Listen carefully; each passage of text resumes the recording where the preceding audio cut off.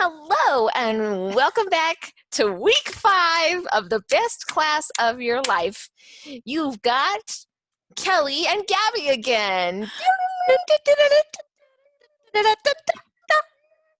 This week on Kelly and Gabby, we're giving you a little road trip since many of you aren't able to take real road trips. So sorry.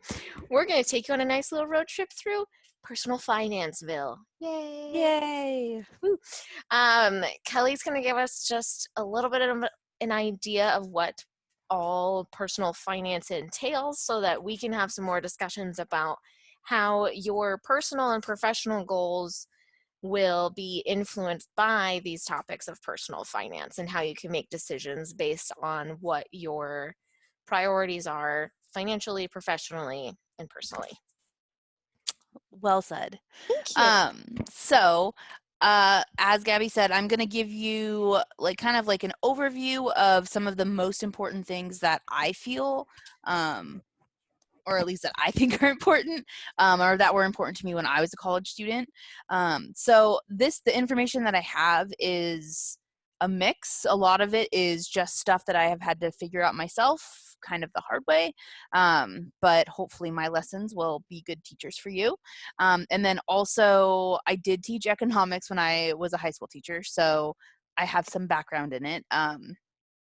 But we're going to go over a few different topics: credit scores, insurance, taxes, credit, and loans, and then we'll wrap that up. So first I want to start with credit scores, because credit scores have an impact on kind of a lot. Nope. Can we pause that? And go. Okay, so first we're going to just talk about credit scores. Boom. What is a credit score? Great question. Yep, I like to give myself praise. All right, so a credit score is it's a 3-digit number that essentially determines your credit worthiness by financial institutions. So credits can go all the way down to 300, and then all the way up to 850. So in general, if you're in the good range, and so I pulled up, it's called a FICO credit score. I pulled up just this pie chart that shows, a good range is a good score is anywhere between 670 and 739. Honestly, you're going to get varying opinions of what's good and what's not. What I will say is, as long as you have, I would say 650 is probably a decent score, and especially as you're young, your credit score is going to be lower just because you don't have a lot of the factors that go into what determines your credit score, which is on the next slide. So at this point, rather than focusing on the number, we're going to focus on what goes into it, and then as over time you should be able to build up your credit. And I will tell you now that I have a decent credit score. I have a good credit score. But I've worked on it really hard, and that does not mean that I didn't make mistakes when I was younger. So I had a Perkins loan from college that went into collections. I have missed payments. I have had things go into collection, other things go into collections. When I was in college and right out of college, I was pretty poor. So I just couldn't afford things, and I didn't know what my resources were. And so that's how I found all this information. A lot of it is because I was doing my own research to figure out how do I pull myself out of this hole. So we're going to talk about what determines your credit score. So there's going to be several components. One of the primary is going to be on-time payments. So on your credit score or on your credit report, they report when you have a 30-day late payment, 60-day, 90-day, 120, and then beyond. Obviously, the further that goes, the more impact it's going to have on your score. So one of the best things you can do is make on-time payments. So if you currently have any type of loan or credit card or anything, if you can put that on an automatic payment, I would highly recommend it. We're humans, we're fallible, we forget due dates and deadlines and that kind of thing. So because it has such an impact on your overall credit rating, I would highly encourage you to set up auto payment.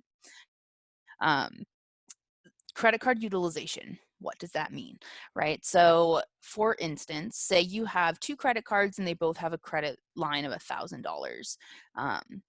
If the goal is to utilize 30% or less of the amount of credit you have. So if we're looking at 30% of 2,000, that's about 600 bucks. So if you have more than $600 on between the 2 credit cards, that's going to look like you're overutilizing your credit. And essentially what that says to borrowers is you need credit, like you potentially are living beyond your means, or you need it to survive or like get through your day-to-day life, which is not necessarily what credit is there for.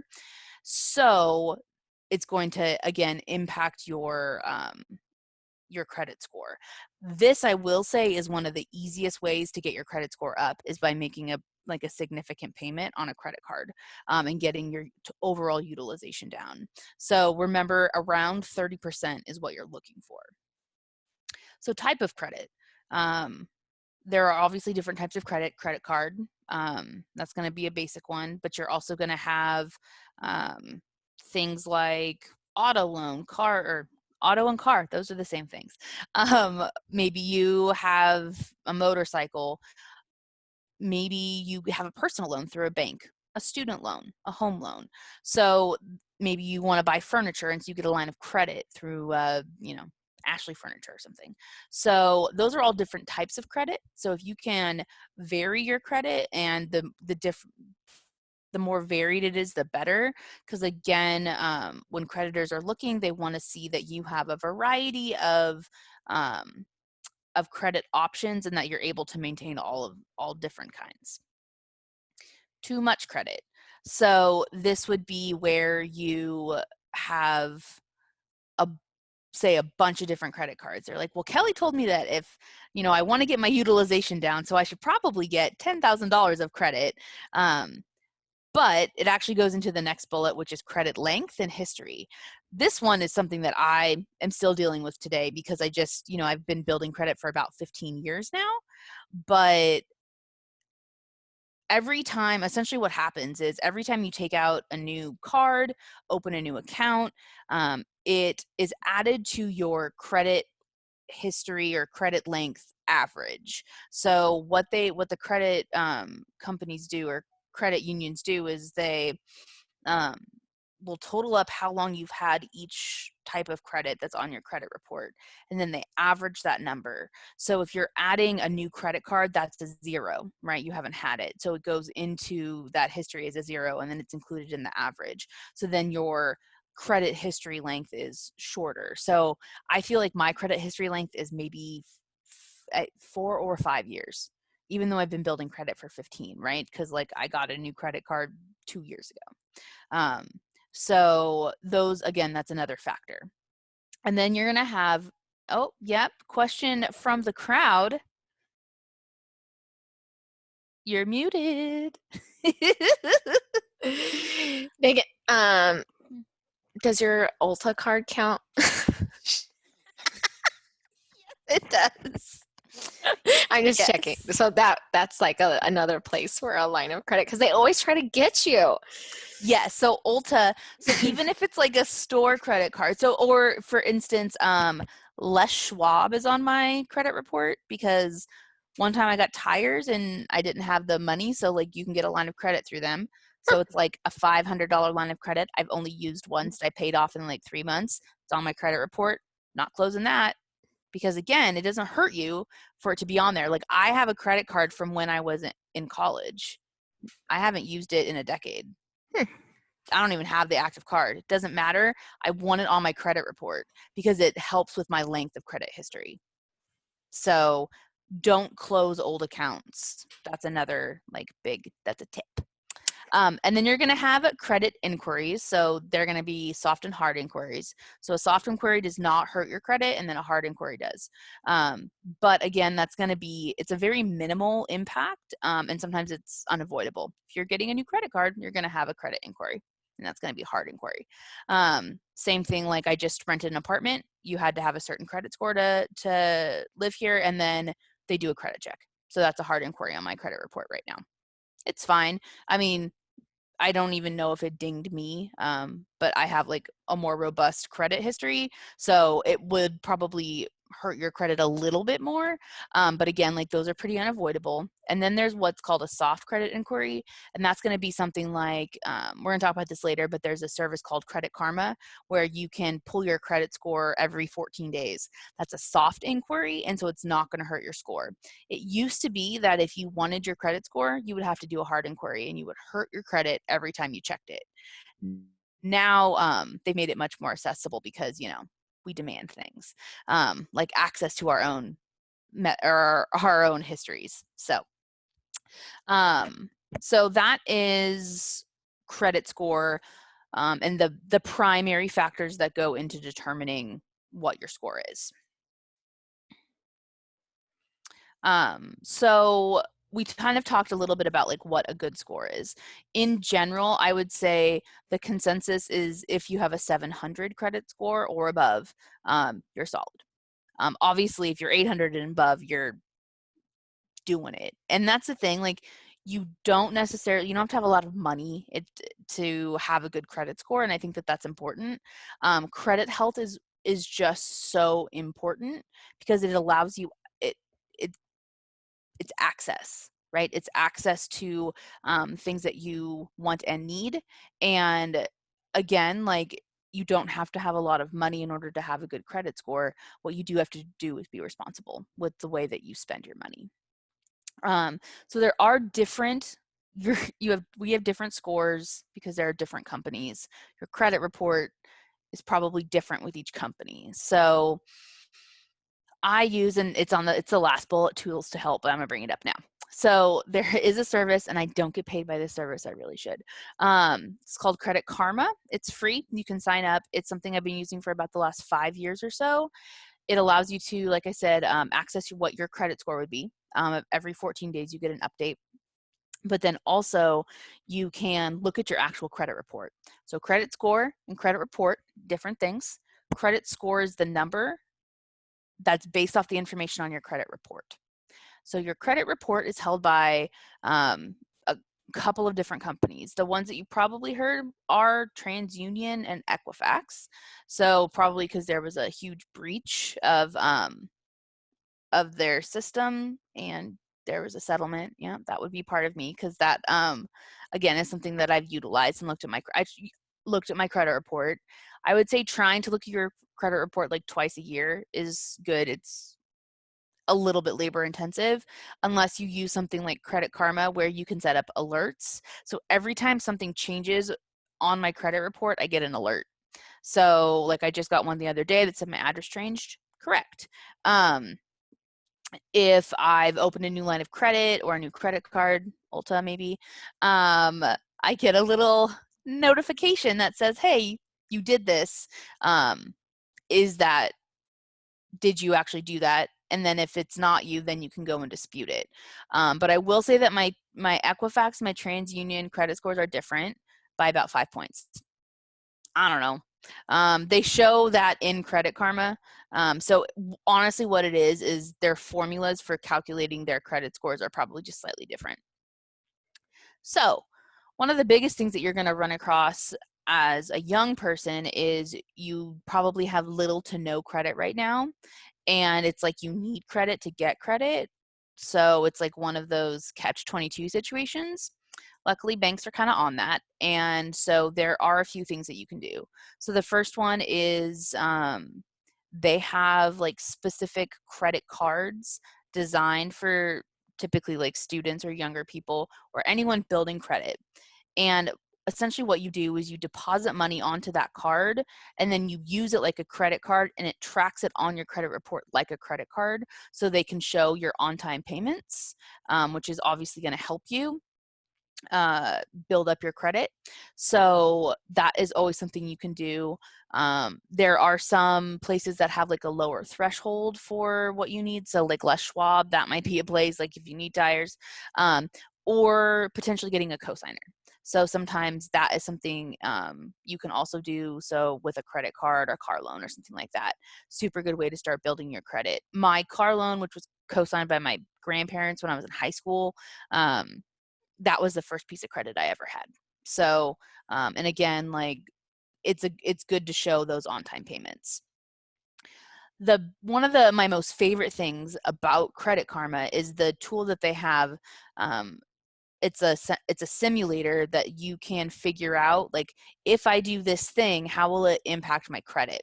So if you are trying to boost your credit in a short amount of time, and I'll give you an example of when that might be. So my friends were looking to buy a house, and they needed a certain credit score to get a certain interest rate, and they were about 20 points below. So they went and looked on their credit report, looked in Credit Karma, did the simulator to see which of, like, if I pay down this credit card or this loan, which is going to give me like the most boost on my score. They figured out was the credit card. So they went and did that, and then within 2 weeks they had the credit score they needed to get the interest rate they wanted. So the simulator is super, super helpful, especially if you're trying to build your credit. So I'd highly recommend that, and you can just kind of play around with that in Credit Karma.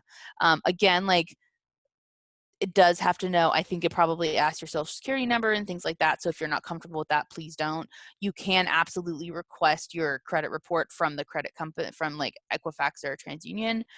If you don't want to go through a service, I'm not trying to push that. I'm just saying it's something that's been super helpful for me. Okay. Any questions from the audience, AKA Gabby, about credit scores? Cool. Let's talk about insurance. Wow, this is the most exciting lecture of life. Insurance.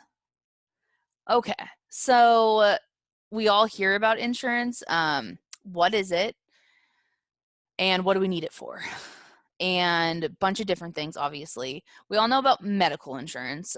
Hopefully that's coming through your parent or guardian. It's coming through the state, your job. That's typically where most people find that. This is going to talk more about other types of insurance. So car rental insurance. So if you live in an apartment, this might be something that's required. Home insurance, if you own a home, that might be something. And then other can be like, I don't know, maybe you own a motorcycle or a quad or something. I own an RV. I have to have insurance on that. So those are typically a lot cheaper than car insurance. So a few different things have an impact on the kind of insurance you want. And believe it or not, your credit score impacts your insurance and your rate. That you actually have what's called an insurance credit score. And again, it's analytics. It's a way for the insurance companies to determine risk, and then that risk is translated into premium dollars, and how much you pay every month. So typically, and here's this, my random knowledge of insurance comes from the fact that I used to work at Enterprise in the management training company, and I had to learn all this because we offered insurance, and so we had to know what we were talking about. So again, like, you pick up random information in your life. Okay, so when you're determining the type of car insurance you need, there's something called mandatory state minimums, and that's going to be for liability insurance. So there's liability, collision, and comprehensive. Liability insurance is required of every driver in Oregon. So if you don't have liability insurance, then it's illegal for you to drive. And essentially, liability means if you hit somebody, you can cover the damage that was done to the other person's vehicle. Not to yours, just to theirs. Collision is both, covers theirs and yours. And then comprehensive is what is called act of God. So there's a storm, a tree falls on your vehicle, comprehensive. Here's the deal. Determining what type of coverage you should have depends on the type of car you have. I had a 1994 Honda Accord, which was sweet, with like 250,000 miles on it. Yeah, I only had liability on that because what am I up to, right? Like, it's not, if I got into an accident, that car was worth like $1,000. So it wouldn't have been even worth my deductible. However, it did get stolen. I only had liability on it, which is not comprehensive. So essentially, like, the guys at the tow place, like, or the wrecking yard, like, threw me a bone and didn't charge me. But I just had to like give it up for scrap metal. So determining the type of coverage depends on the type of car. If you have like a nicer car, you should probably have a full comprehensive coverage, which includes all three. Again, like, the collision and covering your own vehicle is typically the most expensive part of insurance. Liability and then comprehensive is typically the cheapest, right? And it's always good to have comprehensive on your car, even if you're not driving it, because again, it's that act of God. So if there's a storm or a lightning bolt or an elephant in your neighborhood, like, and tramples your vehicle, it's going to be covered. So there are those types of coverages. And then I had mentioned mandatory state minimums. So that's the amount of coverage that you have to have when you have each type of insurance. And essentially it's how much is covered on their vehicle, how much is covered on your vehicle, and how much is covered for personal injury. So I can't remember exactly what mandatory minimums are. It might be like 80, 50, 80. But as a heads up, like, my current insurance I'm at 300,000, 100,000, 300,000. Yeah, 300, 100, 300. Just because, like, what if you happen to get into an accident with a Jaguar? It's your fault. You total the vehicle and there are 4 people inside and they're all hurt. They all have to go to the hospital, right? So essentially, like, you would have to cover all of that, and if you only had the mandatory minimums, you probably wouldn't have enough to cover all that, and it's going to come out of pocket or you're going to get sued. So the nice thing too is if you have, so I have Progressive insurance, and you can go on there and see, like, if I add this coverage, how much will it add to my total premium? So you can kind of do that. The other thing that I would say is make sure that you know what you can afford in a deductible.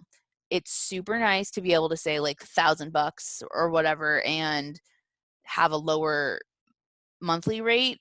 However, if you can't come up with $1,000 if you get into an accident, what's the point of having the insurance, right? And then there are some companies that will do, like, every year you don't have an accident, your deductible goes down till it gets to 0. But what I recommend is if it's a couple of dollars extra a month, like, between a $500 and $1,000 deductible, and you won't be able to come up with $1,000, you might want to do the 500. Obviously, you can only do what you can afford, but again, there are ways to go about it where you can maybe decrease something and increase coverage somewhere else. The other thing is, like, there are extras that you can add on. So, like, I get my roadside assistance through Progressive, and I think I pay $17 every 6 months. And I've used it before. I think I've been towed maybe like 3 times with it, and it doesn't cost anything except for what you pay. So again, like, there are all sorts of different options, and then when you bundle things, you typically get it cheaper. So if you have like car and, wow, I sound like a Progressive commercial right now. Hi, I'm Flo. But like, if you have car and rental insurance or something, that's going to go down. So you're going to have your insurance credit score, which is different than your other credit score. And there's not as much information about it. Essentially, like, if your credit is good, typically your insurance credit score is going to be good as well. And then obviously factors that go into your rate are going to be like your age, unfortunately gender, sorry fellas. Other things, like, they potentially are pulling your credit and looking at your credit. Honestly, like, that's almost like a responsibility test, like, how responsible is this person? All sorts of factors that go into insurance rates. I will say, if you're looking for insurance, shop around, because all of the places vary wildly as far as rates go. Any questions about insurance? I also wanted to say that pet insurance is a thing. Oh, that's true. Yeah. And unlike many, well, okay, so health insurance gets tricky for humans, but pet insurance absolutely does not cover pre-existing conditions in animals. So pet insurance, I recommend getting early, like before a pet starts having health issues. Like I got my cat who was supposed to be a 3-year-old. Nope, turns out is like 13 years old, and there are some conditions by the time we figured out, like, oh, we better get pet insurance now instead of, waiting and dragging my feet. We had to do that, and there are some conditions that won't be covered if she needs surgery or something. So Did you get insurance, yours through your vet? no. We shopped around online, and now I can't remember it. I can see the brand. It's green. I don't know. But we shopped around online Good. for it, but it's like $6 a month. And It's like, really cheap. yeah, I mean, and similarly with car insurance, the monthly bills seem annoying until you need it. Like when I totaled my car, I can't even imagine what it was like if I didn't have the insurance, and it actually helped a whole bunch, and they paid off the loan on my car because it was totaled, but I still had money due on it. Oh, And yeah, that's actually a feature that you would need to add. oh, Um, go me. yeah. So on your insurance, there's this, it's also something you can do through like the dealership, but essentially it protects you. So if you end up owing more on your vehicle than what it's worth, it covers that gap. It's called gap insurance. Um, Yay. Well, da-da-da. that saved me, so I recommend that. And yeah, and honestly, it's a lot of knowing what's available is, getting into the insurance website and kind of just like playing around with it and seeing like what your credit or what your options are for your insurance. Okay, cool. Let's talk about taxes. You're muted, but I can still tell. I was just doing a dance. Oh, I liked it. Okay. There's your little song. Okay. So this is just let's look at the macro look at taxes. So this is how I like to explain taxes. It's a 3-legged stool. You need at least 2 legs for the stool to stand. So every state is going to have 2 of these 3. Property, income, sales tax. See, if we were right here in class, I would say, what do we have in Oregon? Gabby? You have to pause like Dora does. You have to pause for at least like 7 seconds, and you have to stare into the camera. We have income and property tax. Good. Now, what does Washington have? A lot of property tax and sales tax. Good. No Yes. income Oof. tax. No income tax. Right? So, obviously. Gracias. Muy bien. Swipe for no swiping. So, obviously, property taxes those are like, I would say, pretty ubiquitous. Like most places have them. The people that feel this kind of tax are homeowners and then businesses. If there's tax liability if you're a business, and if you're a corporation, typically not. So then income tax is obviously going to be the tax on your income. And you're going to see that through on your like pay stubs. It's going to show how much tax is being taken out for the state. And then there's also income tax at the federal level. So if you were, say, in Washington, what you would see is you would see federal tax coming out, but not state. So that's the difference. But then they make up for that in a sales tax. So sales tax is going to be on all sorts of different items, kind of depends on what's excluded, but not to like get into too much theory with this, but I personally prefer the income tax over the sales tax. The reason for that is a sales tax is it's called a flat tax, or it's in this case it would be a regressive tax. And the reason for that is because So everyone is hit with the same level of tax, right? So we're going to make it 5% because that's easy with numbers, right? So let's say it's a 5% tax.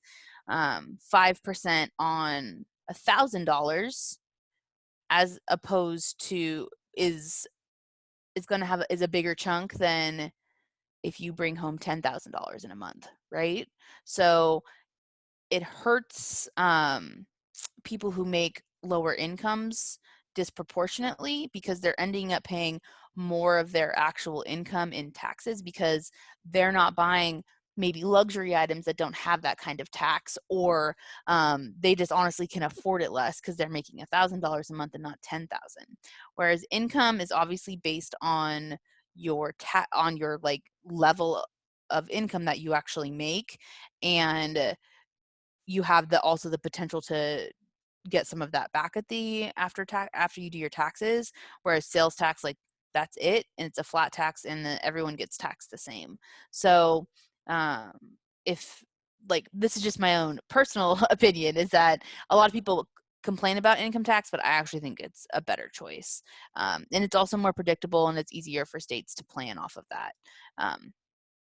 And when we see something like what's going on right now with COVID and a bajillion people losing their jobs, we're going to look at a decrease in our overall income tax for the state.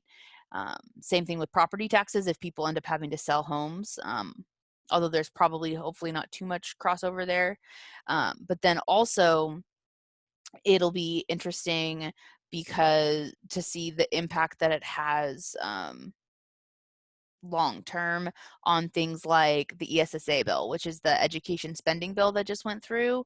That was supposed to be on a special tax on businesses, and now they're already saying, like, listen, like, we're not making the amount of money we might have to wait on this. So obviously taxes fund a ton of different things, and all of our state services that we offer are typically funded by this. So taxes, remember, 3-footed stool, gotta have 2 of the 3.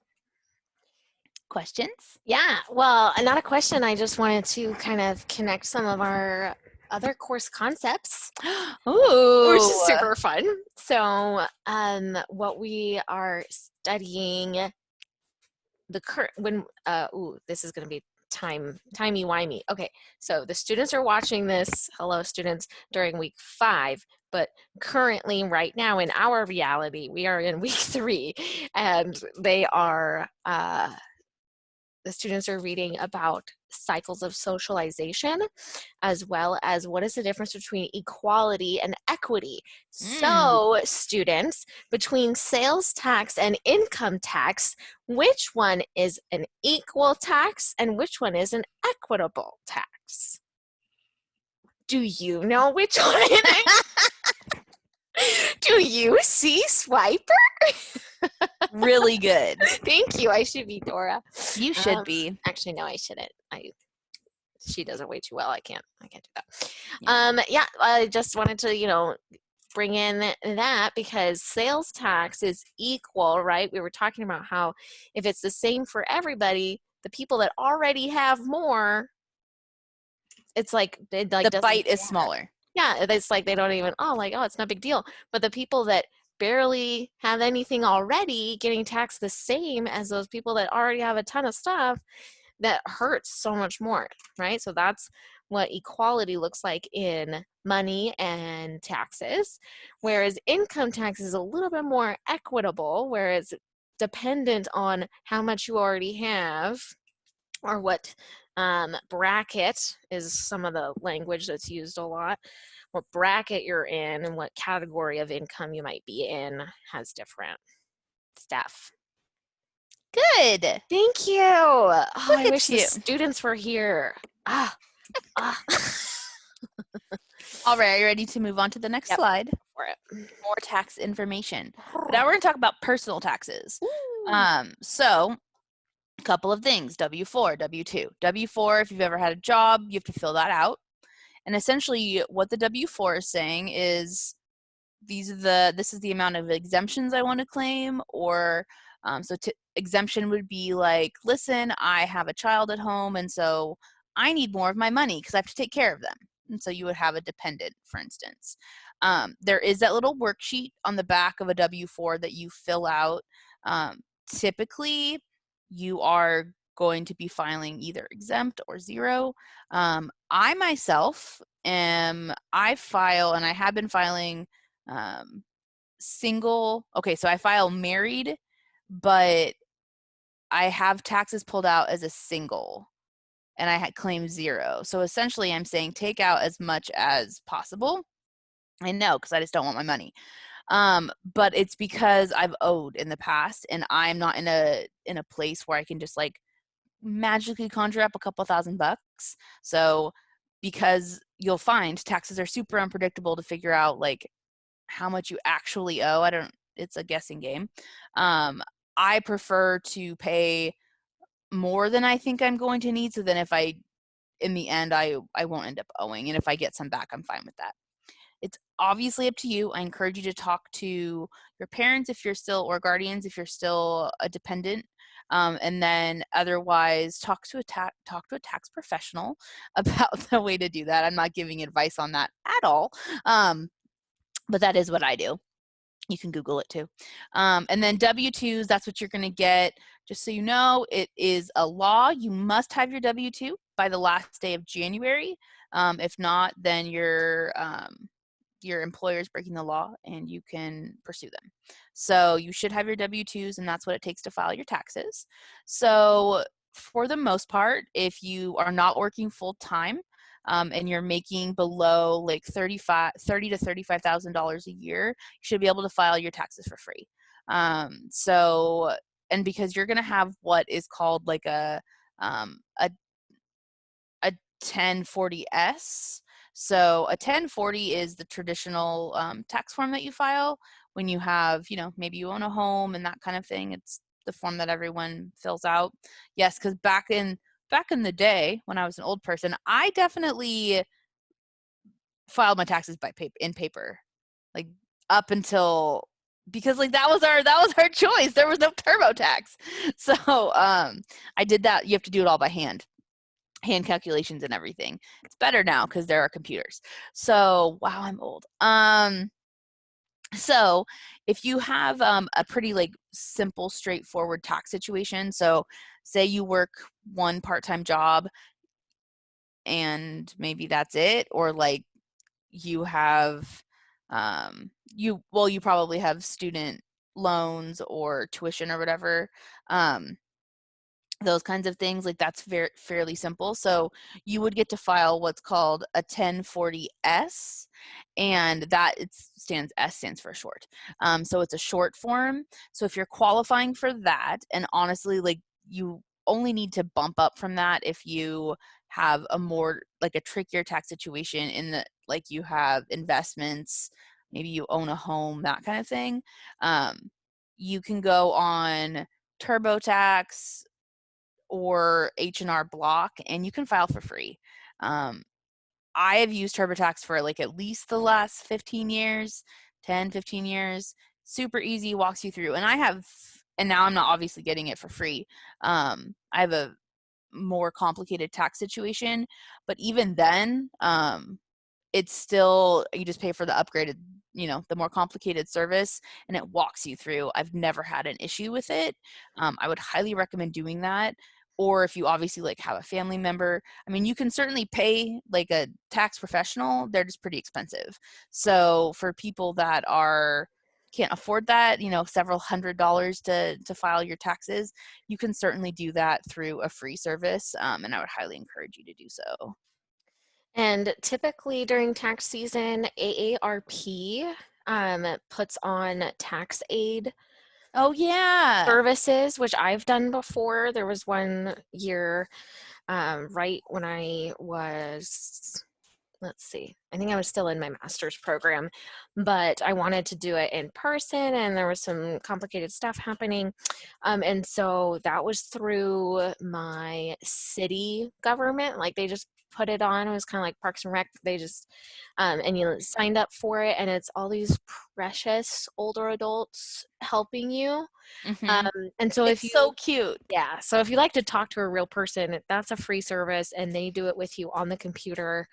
and they make sure that everything's all filled out, and um, they caught some stuff that I didn't catch.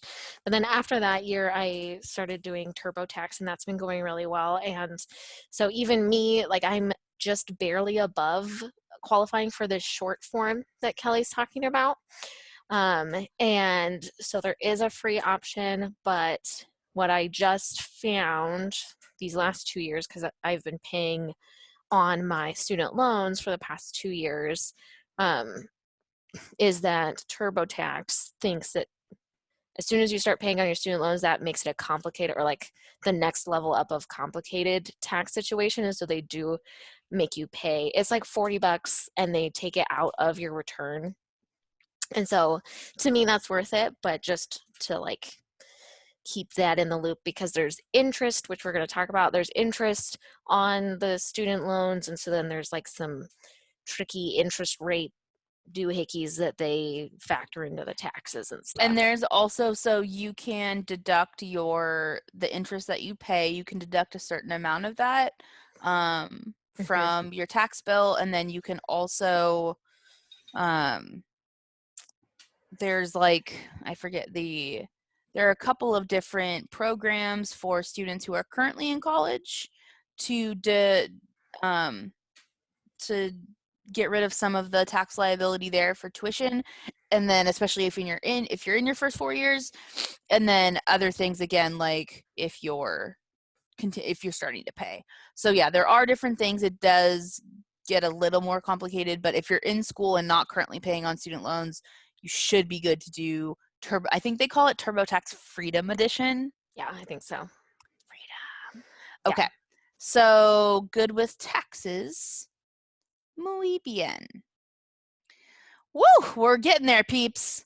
Credit and loans. Okay, so credit, we kind of already talked about credit. There are different credit cards. I will tell you, so on Credit Karma, I'm sure one of the ways they get paid for the service and why it can be free for us is they do offer you, or they recommend different credit card offers that you qualify for based on your credit score. Gives you like, how likely are you to get approved for this card? Here's where we recommend it. To be honest, like the recommendations are pretty decent. I did my own search and then I searched through there and I ended up picking the card that they recommended when I was looking for a travel card. So I would say that those are not necessarily bad, but please don't just like sign up for every credit card offer you see. Because credit is good, but I'll tell you, like it's obviously good to have. It's a nice safety net. It's expensive. It is expensive to use a credit card. Your interest rates compound every month. Soon, your minimum payment is just paying interest. And it's so hard to pay off a card if you, like, it'll take you 15 years to pay off a card if you just pay minimum. And so be very judicious in the way that you choose credit cards and use them. I would say that loans are a better option, even a personal loan. So like that's something that I've done before. My husband and I bought a house and we got a personal loan because we needed some furniture and we also needed to fix up the house a little bit. And rather than throw that on a credit card, we get a loan at a much, much, much lower interest rate. I think our interest rate was like 6% as opposed to a credit card, which is going to be anywhere from 20 to 30. I would say take advantage of if you have a big purchase coming up, like I always go to furniture. I don't know why, but like say you have a bit, you need to buy a computer. A lot of times they're going to offer credit cards will have a period where it's no interest. So say it's 15 months, no interest. You take your amount of that's on your card and divide it out. The thing I will caution you about is if you don't pay off that purchase within that time frame, they're going to put all of the interest that would have accrued during that time onto your card at that time, as soon as the promotion is over. So you need to make sure that you are making those payments. Otherwise, there's no point, and you're just about to get a huge like lump sum of interest that you're going to owe. So credit cards used to have low rates. I swear I've had an 8% credit card before. Even with my credit, 25 is pretty common. which is pretty crazy. So again, they're I still think that they're necessary, but be cautious. They are good to travel with as well because there are extra travel protections a lot of times built into credit cards that you wouldn't have with like a debit card, for instance. So, and then also you don't have to pay um, exchange fees and international fees if you're traveling internationally with that card. So that's something to think about, which is personally why we got a travel card. So now I want to talk about loans because there are a bunch of different ones, obviously. So a um, personal loan's going to have probably the highest interest rate out of any of these options. Um, but again, it's still typically going to be lower than something would be with a credit card. You essentially your credit is going to determine your loan interest rate and if you are approved for it and how much you're approved for it, and that's also going to determine like how much you're making. um, Honestly, it'll probably be fairly difficult as a student to get a personal loan. um, that's normally something that you're going to have to get later because you have to have pretty good like solid credit just because the interest rate's so low. Obviously, a home loan, that's going to be, if you're buying a home, and that's going to have some of the lowest interest rates that you can get. I think the interest rate right now is like 3% or something. It's really, really low to borrow money for a home because of the current situation in our world. And rates fluctuate based on what's happening in the world and happening in the neighborhood and happening in the state. And so you will see mortgage rates go up and down. It's actually one of the things that the federal government does to help the economy is they will lower the interest rate. Like, so if the housing market is going through crisis, which we know it did, rates were pretty low. Auto loan, this is absolutely going to be something that y'all will probably have in your lifetime. Um, and again, rates are going to be determined based on your credit score, your credit worthiness, your income, and all of those things. A lot of times, like my first 2 cars, I had to have a cosigner for. My grandparents had to cosign. I just wasn't making enough money um, to qualify. So if you have someone in your life like that, that's fantastic. And hopefully you have someone that's willing to do that. A lot of times it's just like I didn't have the credit history to qualify myself for such a large amount of money that I needed to purchase a car. And when you're getting a car, you get to determine the length of your loan. So obviously, like the longer your loan is, the cheaper your every monthly rate will be. But remember, that's pushing out also the value of your vehicle. So the longer it takes to pay it off, the less valuable it will be in the end, because it's taking you longer to pay for it if you're trying to like sell it or trade it in or something. Then student loans. This is the one I really want to talk to y'all about because I feel like probably most of you have some form of student loan. So there are public and private loans. If at all costs, please never, ever, ever, ever, ever, ever get a private student loan.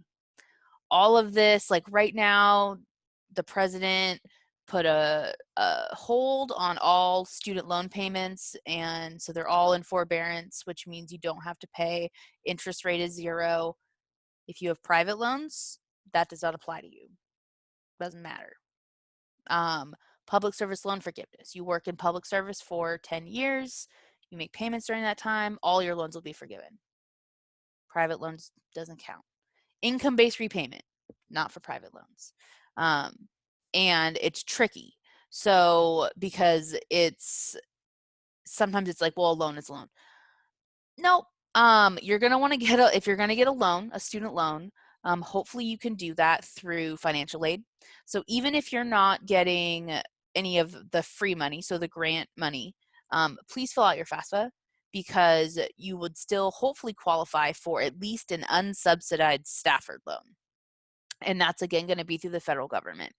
The interest rates are lower on these loans. There are more payment plans and more options. Like it's just a better bet than a private loan. There are subsidized and unsubsidized loans. A subsidized loan means that the government is subsidizing it for you, aka they're paying the interest while you're in school. After you graduate, you have a 6 months grace period where no new interest accrues, and then after that, you're responsible. An unsubsidized loan means that the government is not paying for the interest and you are, and it's accruing as you're in school. So if you take out a $5,000 loan, by the time you graduate, it's going to be much more, because obviously it's been accruing interest the whole time. So hopefully we can get a subsidized loan, because again, then we're not accruing interest and the government is paying that while we're in school. It's, however, an unsubsidized where the government's not paying is still better than a private loan, because it's still through the government and you're still going to have way more repayment options. There are going to be forgiveness options. It's going to be a lot more.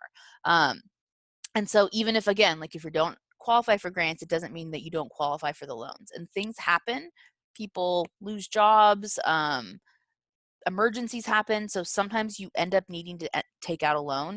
If you haven't done your FAFSA, you're not going to know, and you're not going to be able to qualify for those types of loans. So please fill that out every year, just to make sure that if you need it, it's there. Because again, if you have to go private, it's not ideal. And obviously there are conditions on student loans, like you have to have a 2.0 GPA, you have to pass 2/3 of your classes, but that's really to ensure that you're not wasting money when you take out a loan, and that you're actually getting a return on your investment, or ROI. If you ever see that, return on investment, that's what that means. So that's public versus private. And then I just wanted to mention this thing called a payday loan. And I'm sure you have all seen this. Essentially, it's like, hey, don't have your paycheck until Friday, but you need to buy groceries on Tuesday. Wow, I sound like a commercial. Come down to Payday Loans on the corner. Dun, dun, dun, dun, dun, dun. Please don't ever do that. There are emergency loans to the school. There is emergency money available. We have a food pantry. We have all sorts of options. Please don't do a payday loan. This is called a predatory loan, and essentially, like, it's not there for the consumer. It's there for the company to make money. People typically do a payday loan if they're desperate, right? They have to have this money now. But the thing is, it's like you have to pay the money back, and you have to pay it with an incredible, amount of interest. Sometimes over 100% interest. So you're paying back double what you've borrowed. And then if you don't pay on time, they come after you with the force of 1,000 suns. So again, if you're ever in this situation, please contact Gabby or I, and we will point you to other resources. A payday loan is not necessary. Questions or comments, Gabster, about loans? Okay, so those are loans. What does all of this mean? Let's see what the puzzle piece says. All right. First, don't freak out. This is a lot of information, and we're baby stepping our way into it, right? We just took some baby steps, little babies. Okay. But also you have the power, right? You have the power to wreck your credit, and you have the power to build it and make it great. And again, we're all going to make mistakes. You can recover and come out of it. I have, because I made a lot of mistakes in the beginning because I didn't know anything about money. So again, like, even if you've made mistakes, there's always ways to come back from it. And then finally, if you have a question, Google it.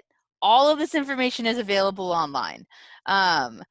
This is, again, like, that's how I figured all this stuff out. I just read articles until I felt comfortable moving forward, because I realized, like, well, this is my responsibility, so I should probably get on this. You can also ask me or ask Abby or make an appointment or do something like that. But also, like, Google is your friend. This information is all out there. Go on TurboTax or H&R Block's website. They're going to have all sorts of resources about financial, maintaining financial health. And then also, same thing with Credit Karma. They're going to have all sorts of tips and tricks and recommendations. So the information is out there. If you have a question, search for it. I know y'all know how to do that. None of this is rocket science, right? Like, this is all just some personal info and some research that I've done for myself. because at some point you realize you have to take like responsibility for your financial well-being, and the sooner you do that, the better. So that's my story on personal finance. Great job. Muy bien. Gracias. Bye, everyone. Bye.